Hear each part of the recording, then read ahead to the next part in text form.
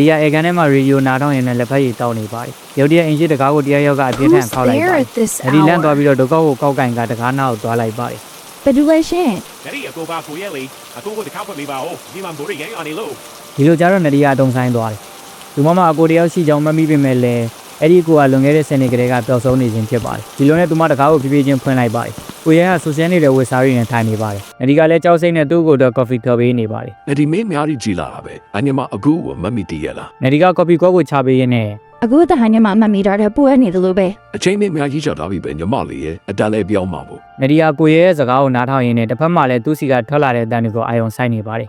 ကိုရဲကော်ဖီတောက်တဲ့အတန်နရီမျက်နှာပြတ်သွားပါတယ်သူမမမိတော့သူမကိုဟာဘယ်ဘက်လက်နဲ့သာပစ္စည်းကင်တဲ့သူဖြစ်ပါတယ်ဒါပေမဲ့ဒီလူကညာဘက်လက်ကိုတုံးနေပါတယ် ။အဆက်ညတဲ့နဒီအခုရှိကနေဖက်ပြေးခြင်းလို့လား ရှင်ကျမအခုမဟုတ်ဘူးကျမအခုကဘယ်တော့မှညာဘက်လက်နဲ့ကော်ဖီမတောက်ဘူးပြီးတော့ရှင်စီကတန်ဂျူတန်နေချနေရိုင်းရှင်ကထောင်မီတယောက်မဟုတ်လား ကိုရဲဟာခါးကြားကနေဓာတ်တစ်ချောင်းကိုဆွဲထုတ်လိုက်ပါတယ်တန်တရားများကအမှန်တရားဖြစ်သွားတာပေါ့ ။မင်းကမျက်စိတမမြင်တာငါပါသိကောင်းတာပဲ။ဟုတ်တယ်ငါမင်းကိုနဲ့ကျွန်တော်လည်းမတူနေခဲ့တာ။သူကမင်းမရှိတဲ့ညာကြီးဖွက်ထားတဲ့သူပြုတ်နေတယ်လေ ရေမရှင်ကမြစီနေရပါမယ်အခုတော့ရှင်နဲ့ကျမလိုပဲဘာမှမမြင်ရတော့ဘူးဒါပေမဲ့ကျမဒီရဲ့ငယ်ချီလန်းနိုင်ကိုလိုရနေတာ ဒီလိုနဲ့ကိုရဲဟာအမောင်ထဲမှာစံတော်ဝါပြလိုက်ရှာရင်းနဲ့ပဒီဘောကတွေကိုတိုက်မိနေတယ်နရီယာတေးတိစိတ်ပဲကိုရဲရဲ့နောက်ကျောကိုရောက်သွားပြီးတော့သူမလက်ထဲကဒုက္ခနဲ့ကိုရဲရဲ့ခြေထောက်ကိုရိုက်ချလိုက်ကိုရဲလဲကျသွားစဉ်နရီကအင်ဂျီတကားကိုဖွင့်ကအပြင်ကိုပြေးထွက်ပြီးတော့ကူညီတောင်းခဲ့ပါတော့တယ်